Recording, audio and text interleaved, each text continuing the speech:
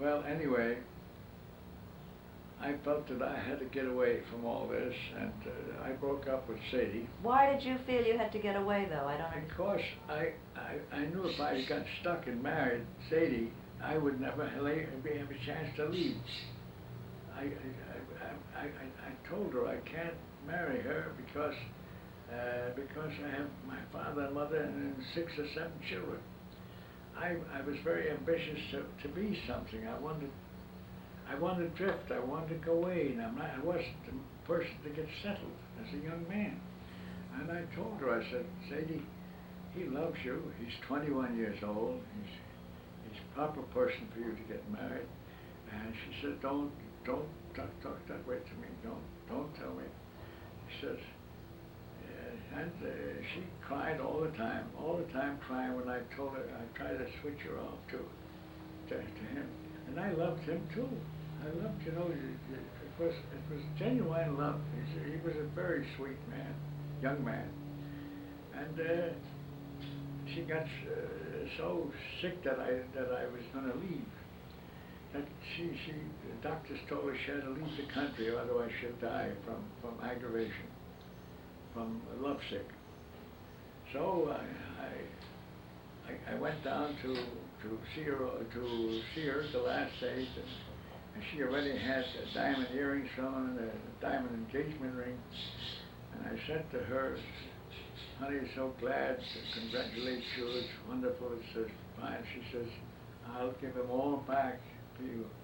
I'll give them all back. Her brother-in-law came in, her sister, we'll give it all back if you just say the word. If you just say the word, before she went for Europe, she says, and we parted, and she lost an awful lot of weight. And she went away, and sure enough, I purposely stayed away, and she married him. She married him, and then, my God, a terrible thing happened. This poor guy lost his eyesight. And when he lost his eyesight, he lost his job as a diamond. He was then making $100 to $125 a week. At that time, it was an awful lot of money. And I found him, he was broke, and I gave, unknown to I told him I don't want Sadie to know it here, and I gave him a few $100s once, and then I put him in business, the postal card business. I gave him $1,000, unbeknown to her. In the meantime, she got married and she started having children, okay?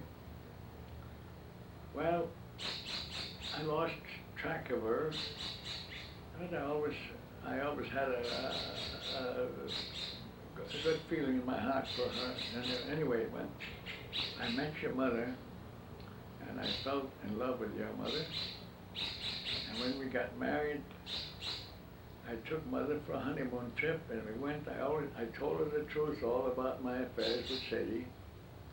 Never touched her in any way, shape, or manner. Just a kiss was the most. And then after 2 years or so, a kiss. So we went up to Brooklyn. There she has 3 children. 1914. The other was 1905 or 6. It was. These children are there, they're playing in a tenement house and terrible. So your mother says to me, now, she says, no, I'm not jealous anymore. I says, I know you would say that. I said, but let me tell you something. If she married Ed Mitchell, I said, she wouldn't be this way. So I said, these circumstances, she was a very beautiful girl, and she was. Well, then comes the story after, my God, I didn't see her for 50 years, and then I saw her. That coming home after Russia in 1967, I saw her again. How did that happen? Well, how did that happen? I went to Russia, and I took Moscow, and I got disgusted with Russia, and I took a plane back, a French plane back. I didn't go to Leningrad, although I paid the inter-tourist for hotel accommodations and food and everything, and I didn't avail myself of it, and I got so fed up with what I saw in Russia. It was not interesting to me at all, and I was so disappointed.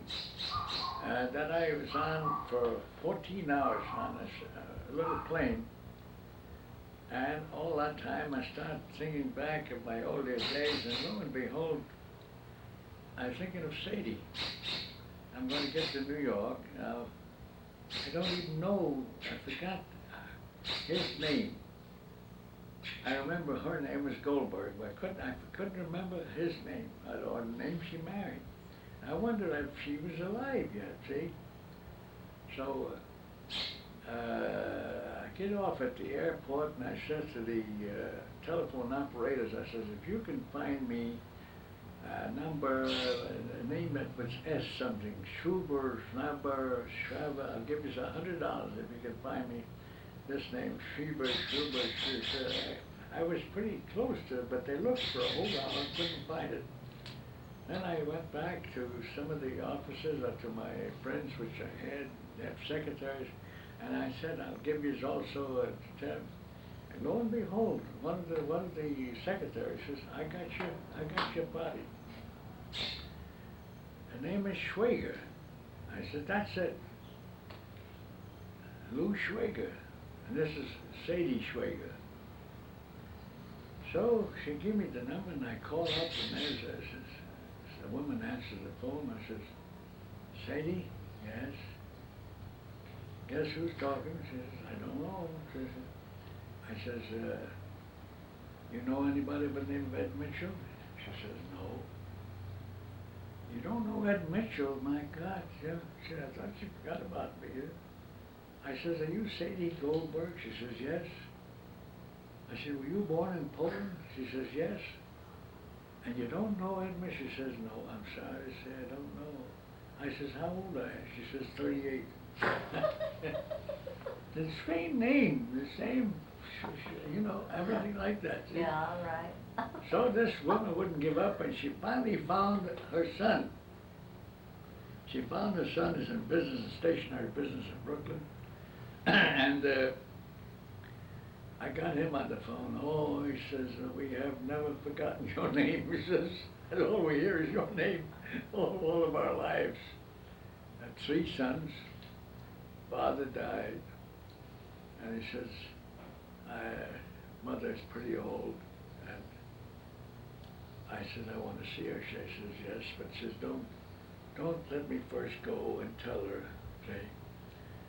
So she lives in Far Rockaway, and I took a cab to Far Rockaway. It's quite a ride. First I stayed away, and then I come in. There's this little woman with 3 sons. Oh, and she turns around. She turned all colors, and she says, "Well, boys, this is your spiritual father." This is your spiritual father. It was a terrible thing to say. And we got together, and I don't know whether she's alive yet. I correspond with her. I'd come to New York, I'd call her. Chicago, I'd call her. And I drifted away. I haven't bothered with her since, you know. So she must be dead. Yeah. So that's my love affair that I had besides your mother. Well, we'll start talking about mother. I just think it's 5 of 3. Maybe we should. 10 of 3. 10 of 3? Okay. Before I went to Winnipeg, I had a store then on Broadway and 31st Street. You know, I forgot to mention that to you. Be a merchant on Broadway, just as everybody, Ed Mitchell, you know, all the time. And then already, if you please, I lived in the Knickerbocker Hotel where I paid $5 a night. And Caruso lived in the same hotel, five floors under me. And I was a big shot already, making big money. So You were how old? Oh, I would say 17. So anyway, I opened up this store, and in less than 12 months I was broke. 31st Street was a dead time. See, I didn't have enough experience and knowledge about locations and so forth. So I paid up everybody, and I went broke. It's all right, I didn't go broke with owing people money. I lost my own money. Then I said, what the hell with this goddamn thing? I'm going to go somewhere. I passed through Winnipeg and all these other fairs that we had, and I liked Canada. I thought nobody would know me, and I said, I'm gonna start fresh, and I'm gonna pioneer it. I like the open air, the prairies, and so forth. And I bought a ticket to Vancouver, and I changed trains going from one station to another. Vancouver, the trains only went as far. The one I took to Winnipeg, and then you had to transfer over to the CPR. And while I'm walking on Main Street with my grip, I see Toilette store Toilette on 537 Main Street. I go inside, and there, store Toilette, how much is it? She told me it's a beautiful girl is there, beautiful girl, Jesus. I got, on first sight, I fell in love with her. And I said, she told me Mr. Gregg, Mr. owns the property, and she'd, I can go there, and I went there anyway, and I rented it for $100 a month. I had wonderful references from the factories that I bought jewelry from or other stuff they gave me because I paid them 100 cents on the dollar. I could have failed and they couldn't have done me a damn thing. I was a minor. They gave me the best of references in the world. I can get credit anywhere on my references. And I go down there and I can't forget this girl I saw. She had beautiful red cheeks, tall, handsome, brown eyes, God, and beautiful hair. So I couldn't forget her. So I finally get into the store. She moves out, they move out there to her business, real estate business. And I forgot about her. The first thing I know, one fine day, this gal comes down. I'm already partners with S.H. Birch. That's a story in itself. And she comes down and she wanted to know if we could find, if we found any papers or something. She looked for any shoes. I said, oh yes, we got the papers, yes. She said, I says, you gonna have lunch with me? She says, any place you say. She knew, I says, I long so for you. And she just fitted in perfect because I was a stranger there, had nobody. And she was gorgeous. Well, this love affair was purely sexual. I mean, it wasn't character. Anyway, in the course of this thing, I found out that she was going around, running around with her. She ran around with other boys. I would have nothing to do with her. I had an awful time, I say to you. I could have an awful hard time to get rid of it from my mind, see. But I knew I could never marry a girl like that, that was just, I have children, I want children. Who the hell knows which child I've got, who's what, see. You mean who the father might be? You might not be the father of the child? That's right, I just could not, and she, my God, it was terrible. She also, like Sadie, got sick, and she was madly in love with me. I was the only boy. I had the car ready. I was a big shot. And here she had this thing, and she foolishly told me her life story. And who ruined her was her own cousin. And she says, I knew this was going to happen. She says, but I thought if we're going to love one another, we could forgive. I says, I can't forgive. I said, nothing. I says, I will never respect you as long as I live. And I said, this is no good. Anyway, she got sick, and also she had to go back to St. Louis somewhere. Was that Sophie? Sophie Margulis, yeah. Yeah, and you met her again 50 years later, too, didn't you? Yes. She kept on sending to me people telling me what a terrible life she got. Married to a famous doctor. And she never forgot me, she said. And I met her after, with her husband. And he knew all about it. That was about 50 years later in San Francisco? 50 years in San Francisco. When you went up for your eye surgery? Yeah, that's right. He came to the hospital, both of them. Yeah.